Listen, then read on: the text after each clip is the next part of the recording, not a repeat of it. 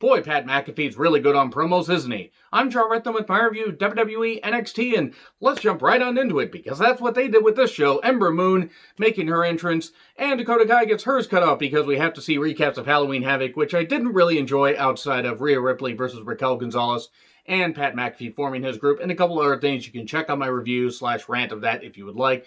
And if you guys enjoyed it, that's great. You guys are more than entitled to your own opinion. That's the great thing about, being a wrestling fan. We can love different things, we can hate different things, and we can have great civil discussions. And please let me know in the comments what you thought of this episode.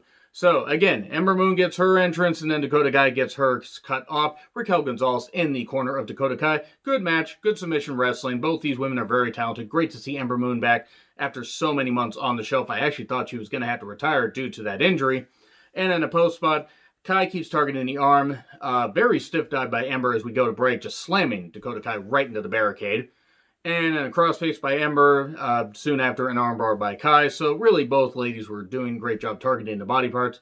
And a slap awakens Ember. But in the end, Raquel Gonzalez is the deciding factor. Distracts Ember just long enough for the GTK to go to kick. And, Dakota's like, you're not going to use me as a stepping stone. It's like, I'm not the same one you knew. So, okay, good match. I'm not sure what this is exactly going to do. Are they priming Dakota Kai to take the championship at some point? They really could have gone either way. I was a bit surprised to see Ember Moon take the loss. Not complaining, just a bit surprised. And then everything gets brought down because Cameron Grimes is still spooked by the Haunted House of Terror match, which, I'm sorry, was one of the most abysmal matches that I've seen this year on any program. WWE, AEW, New Japan, it doesn't matter. One of the most abysmal matches because it was fucking terrible. It was a cinematic, disaster piece, if you will. But again, check out my review of that. But he's acting all scared. And then, I'm over it, Mackenzie. And then the ref shows up. He's like, zombie. Yeah. They have fucking torpedoed Cameron Grimes' character in such a short time, and I can't believe it. I'm not saying ruined, I'm just saying they fucking torpedoed it. Shotzi promo, she got to choose her opponent. She picked Toni Storm because she was such a great host of Halloween Havoc. I guess she can pick her opponent because reasons. But hey, Shotzi Blackheart versus Toni Storm, I would be all for that. So, Kushida versus Cameron Grimes, well, it would have been great if they would have dropped the whole bullshit with Cameron Grimes being, all scared and everything. Yes, it's like the Dexter Lumis, Roderick Strong trunk thing. And they're just making Cameron Grimes scared of everything. He's scared of zombies. He's scared of this. It brought down the match. Now, both these guys are great workers. Cameron Grimes is a great worker. He's a different worker. He's, the offense is a great strength that he has. Kushida is also great in New Japan. Finally getting to show what he can do in NXT. And this was some good stuff. Big powerbomb from Grimes. Very unique version. And for a 2 count, we get a ref bump. And then the hoverboard lock, but no ref. And then the catching Spanish fly. Really good shit. And then the referee shows up. The Cameron Grimes thinks is a zombie. And everything died right here. This is fucking stupid. It's stupid if... It would be stupid if AEW did it. And it's stupid if NXT does it. NXT has been around way longer. WWE has been around way longer. They should know better. To me, this isn't entertaining. There's nothing wrong with adding layers and having an entertainment, aspect to your sports-based product. But I'm sorry, NXT, as far as a weekly product since coming to USA, has kind of nosedived. There's some great work rate, and that's the one thing that disappointed me about this match. Great work rate. I just hated the whole thing. Oh, Grimes is scared, zombie ref, and then he taps out to the hoverboard lock. Stupid. It's not the stupidest thing on the show, though. Toni Storm video package. It's like Shotzi picked the wrong woman, that she is Toni Storm, the new Toni Storm. By the way, met Toni Storm, one of the first people that I met at an indie show about just over 2 years ago. Talented as fuck, super nice, really, really nice. I mean, really fucking nice. Absolutely gorgeous. She commands your presence. You want to see more of her in the ring, and we get to see that a little bit later. Toni Storm is fucking great. She's a fucking star. She carries herself like a star, and she works like a star. She really is goddamn good, and she's so damn young that she's going to get even better as time goes on. But Io Shirai then has a video package. What's next? She wants Rhea Ripley. Kind of goes back to the whole thing that happened in June, where Io won the championship and that triple threat, where Charlotte was the NXT Women's Champion. It never should have fucking been, and I hope Charlotte does not come back to NXT. And quite frankly, she never comes back to WWE television. I'd be all for it because, let's be perfectly honest, She's done everything. She's wrecked her knees. She really doesn't need to do any more.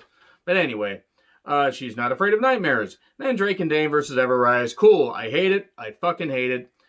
Fortunately, Pat McAfee's crew just, they show up, split screen. They come in. Pat grabs the camera. And then Dunn, Lorcan, and Birch attack. They, destroy Drake and Dane. It takes a little bit more to destroy Killian Dane. And then Pat's still holding the camera and then faces them, say cheese, and then they go to break. And then back from break, it's like, we're not a bunch of scumbags. Mentions the Undisputed Era. They have a banner, the Undisputed Banner, if you will. They'll hang their banner, and then a trip down memory lane mentions how Pete Dunne was betrayed by Roderick Strong. And Pete Dunne in goddamn incredible shape, by the way, but that was some good stuff.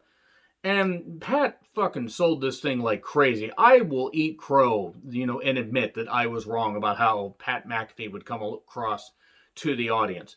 Now, I don't know how many matches you really can get out of this guy, as great as he is, but as far as a talker, as far as a mouthpiece, fucking hell. It's a shame about Ridge Holland getting injured, and Pat references that. But, man, because imagine if Ridge had not gotten injured, we could have actually had this. We could have had a really good quartet with Pat as a mouthpiece. But really, really good stuff. Pat's selling this thing so well. They raise the banner, and then we'll never hear from them again. Oh, wait a second. Let's take a vote. Do you want to see this banner raised up, or do you want to burn it? Burn it. And they get the trash can, and he says, like Vic Joseph's face, it's a piece of trash. Geez, what did Vic do to Pat McAfee? Granted, Vic he's not the greatest announcer, but fucking hell, he's not that bad. And apparently him and Mackenzie are together, so he's doing something right, and she's doing something right. Good for them if they are together and they're that happy. Good for them. Good for finding love in 2020, because God has it been a hell of a year. But the lighter fluid, it's very lit, bro. I can't believe how white I sound saying that. And then, the camera follows him out. Dane tries to attack, and then car door to his head, because Pete Dunne's had enough of this shit. And Pat even says, I like what you did. A little aggressive, but we'll talk about it later. And then Gargano loves wheels. Okay, who is Ghostface? It's Indy Hartwell, probably. Who the fuck cares? Why is this happening? Why is Gargano a champion? Why in the world do they insist on Johnny Gargano being interesting when he is anything but? Toni Storm versus Shotzi Blackheart. No tank entrance. Shotzi lost her tank. Shotzi slipped pretty early on. I don't know if she was just excited, if that was intentional. And Shotzi's really good, but this is a bit awkward. Now, Toni is very powerful. She's got the, that powerful low base where she really can do a whole lot of, great moves. And Shotzi, using some good agility, weird DDT on the apron. And the match, it was good for what it was, but there were some awkward spots that kind of brought it down. And then Candice, Mrs. Gargano with about half the personality. And since Gargano has maybe 5% personality, fucking hell, Candice has nothing. Candice is good in the ring. I just don't care about this. She finds the tank. It's in the middle of the road, but then Toni uses it as a distraction to pull a Sonata pin. 1, 2, 3 with the bridge pin.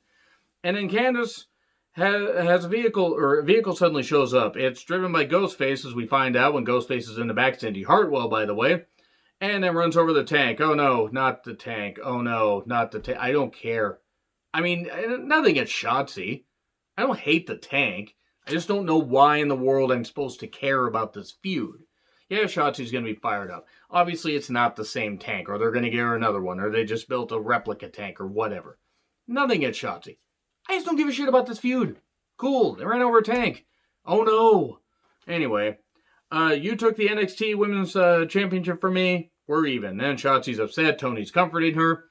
Don't turn Toni heel and have her align with Candice. Please don't. And then Lego del Phantasm is in the parking lot. Atlas shows up, lays out Mendoza, and then drives off. While somebody else is by their car just looking like, what the fuck is going on here in the parking lot? And then Thatch Can Wrestling, the chokehold demonstration. No, Benoit's ghost was not influencing this. And then ankle lock, and he beat up some guy. I don't know the guy's actual name. Guy looks like he could have been a pretty good athlete. And you have to be prepared for anything. This was a little bit better than last week's edition. Then Austin Gray, the guy from last week, attacks Thatcher. Okay, it was what it was. Xia Li then talks about how she's gotten various letters from her family. She won't talk about what they say. And then apparently it's another letter, and I guess Raquel Gonzalez dishonored her, so she wants to face her. Regal says, well, if that's what you want, we'll have it happen next week. Xia Li is a really good talent. She posts great stuff on her Instagram, motivational. She's in shape. She's cut. She can be a really big star. I'm not saying she's the greatest, but why in the world are they doing this whole losing streaks don't work to really get people over? They don't. They really fucking don't. Rhea Ripley accepts Io's challenge. 2020 has been complete trash. Rhea Ripley with the statement of the goddamn century. Ciampa versus Dream. I don't know why they keep giving Velveteen Dream a lot of TV time, considering let's just say that the stuff with Velveteen either didn't happen or turned out not to be true. It is true, but let's say none of that ever happened. His stock has fallen so much because he's just not that good in the ring anymore. It doesn't seem like he gives a shit. He's too busy messaging teens and getting away with it through loopholes. But Ciampa targets the arm a lot. Dream hits some moves, but eventually Willow's Bell, Fairy Tale ending 1, 2, 3. So yeah, that's it right there. That's the end of NXT. What do you guys think? Agree, disagree with what I said? Like, share, subscribe, Twitter handle in the description. I'm John Ritlin. I'll see you soon.